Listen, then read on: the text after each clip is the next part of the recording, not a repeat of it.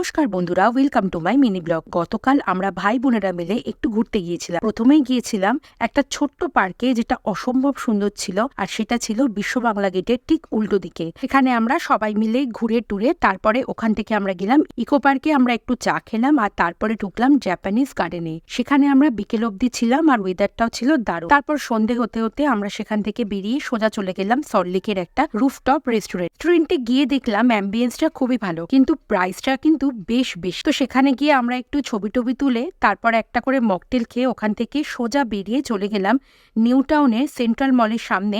সেখানে যে ফুড ট্রাকগুলো থাকে ঠিক সেখান থেকেই আমরা নিজের পছন্দ মতো খাবারগুলো অর্ডার করেছিলাম। আমি নিয়েছিলাম স্টিম মোমো আর ফ্রাইড মোমো, বোনেরা নিয়েছিল এগ রোল, চিকেন রোল। তো বেসিক্যালি এইসব জায়গায় গিয়ে খেতে কিন্তু বেশ ভালো লাগে, পকেট ফ্রেন্ডলিও আর পেটও ভরে। Kolkata street food is the best. চলুন, দেখা হবে আবার পরের ভিডিওতে। ভালো থাকবেন।